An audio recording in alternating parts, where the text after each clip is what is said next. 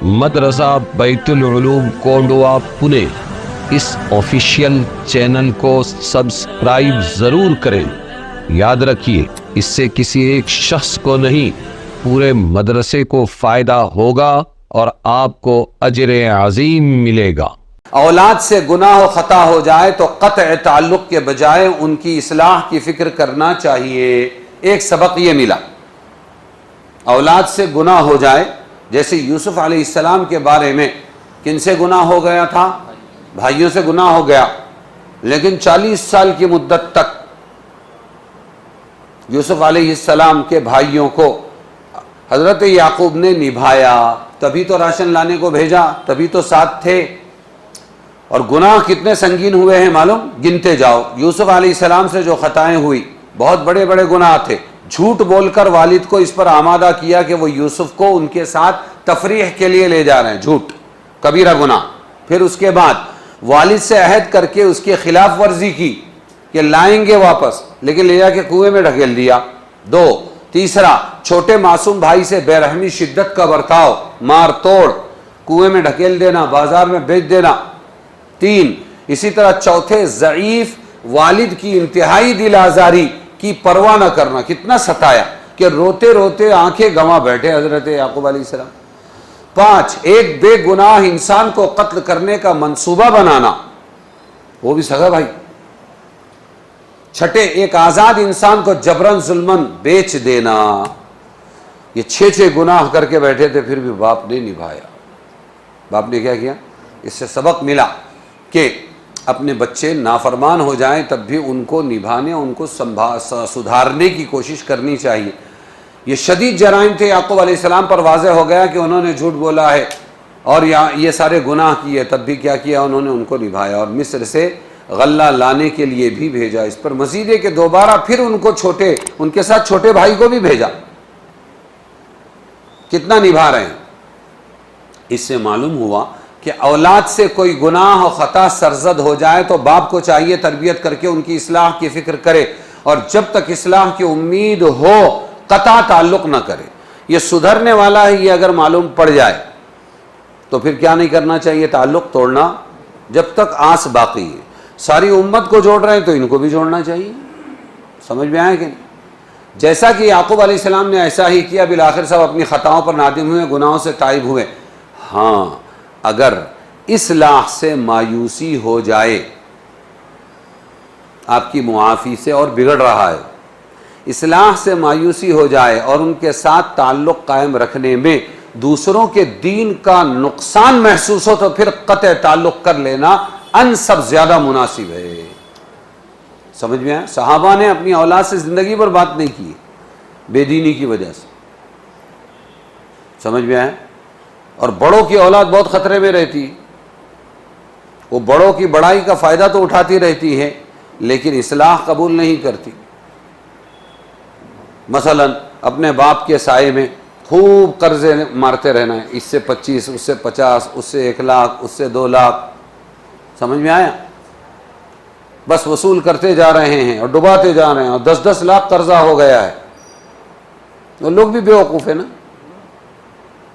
وہ پریشر میں رہتے ہیں، اور کوکر پریشر پھٹ پڑتا ہے جب واپس پیسے نہیں آتے تو پھر بڑوں کے پاس آتے ہو، تمہارے بیٹے کو میں نے ایسا دیا تھا، ویسا دیا تھا۔ کس سے پوچھ کے دیا تھا بابا؟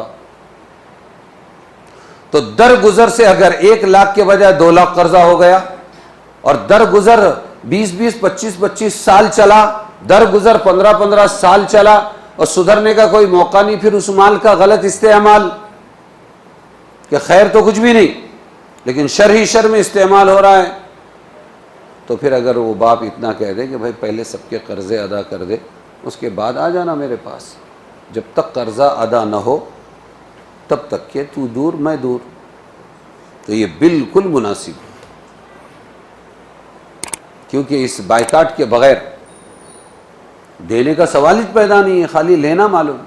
خصوصاً جن بچوں کے دماغوں میں یہ ہو کہ بھائی باپ مرتا کیوں نہیں ہے اور ہمارے نام پہ کرتا کیوں نہیں ہے، یہ سوچ ہے آج کی، حرامی سوچ بولتے ہیں اس کو، حرامی نہیں، حرام خور سوچ بولتے ہیں اس کو۔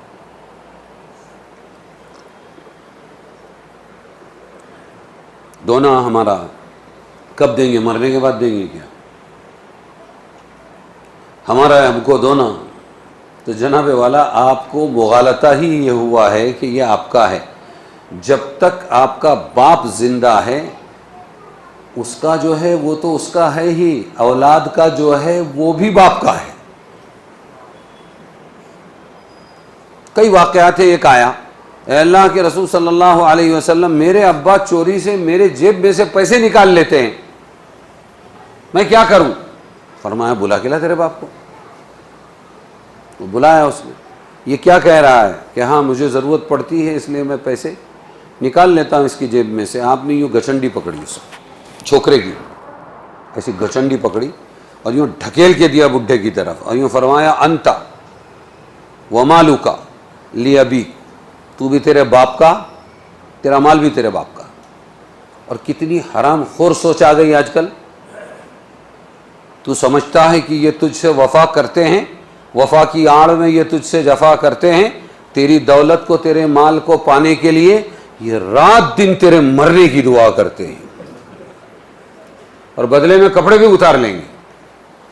کیا کر لیں گے؟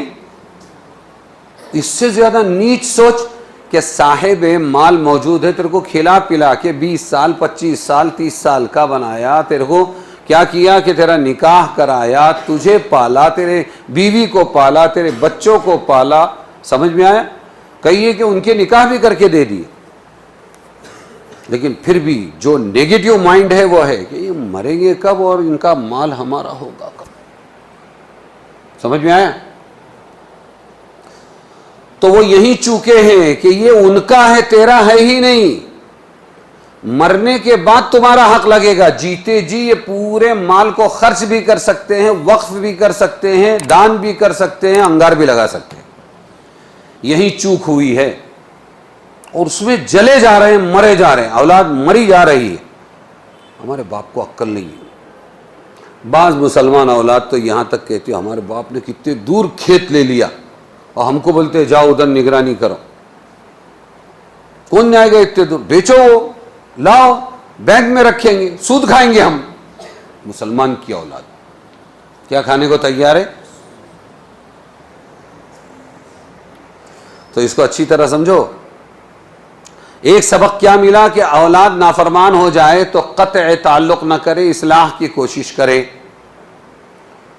لیکن کہاں تک بتایا ہے؟ ہاں اگر اصلاح سے مایوسی ہو جائے ان کے ساتھ تعلق قائم رکھنے میں. جب تعلق قائم رہتا ہے، ابھی بھی باپ کے ساتھ ہے ہی، باپ بہت بڑا ہے، دیے 25,000 30,000 باپ سے وصول کریں گے آپ. سمجھ میں آیا نا؟ تو اگر تعلق رکھنے میں دوسروں کے دین کا ضرر محسوس ہو کہ دوسرے بیچارے نقصان اٹھائیں گے تو پھر قطع تعلق کر لینا جائز نہیں. انسب افعال التفضیل مناسب سے انسب ہے، وہ زیادہ مناسب ہے کہ قطع تعلق کر لے. اور پھر اتنا اوپنلی کہ کوئی دشمنی نہیں بیٹا تیرے سے، یہ سب کے قرضے ذرا دے دے پہلے، اس کے بعد میں آ جا. بالکل صحیح ہے نا؟ ایک ہدایت یہ بھی حسن معاملہ حسن خلق کا سبق ملا. یعقوب علیہ السلام سے ظاہر ہوا صاحبزادوں کے اتنے شدید جرائم کے باوجود ان کا معاملہ ایسا رہا، دوبارہ چھوٹے بھائی کو ساتھ لے جانے کی درخواست بھی قبول کر لی. تو حسن معاملہ کرتے رہنا شریفوں کا کام ہی یہ ہے. تیسری، ایسی صورت میں بغرض اصلاح خطا کار کو جتلا دینا بھی مناسب ہے کہ تمہارے معاملے کا تقاضا تو یہ تھا کہ تمہاری بات نہ مانی جاتی مگر ہم اس سے درگزر کرتے ہیں، بتا کے معاف کرو تاکہ احساس تو ہو. سمجھ میں آیا؟ هل آمنکم علیہ الا کما امنتکم علی اخیہ من قبل، ہے نا؟ ایسے بھروسہ کروں جیسے اس کے بھائی بنیامین کے بھائی یوسف پر اس سے پہلے میں تم پر بھروسہ کر چکا تھا. اور کتنا بھروسہ نبھایا. کون کہہ رہے ہیں؟ یعقوب علیہ السلام. تو جتلا دینا یہ جائز ہے. سمجھ میں آیا؟ تاکہ سامنے والے کو احساس ہو جائے. ہاں پھر اس کے بعد اور کرم کرو، مہربانی کرو. سمجھ میں آیا؟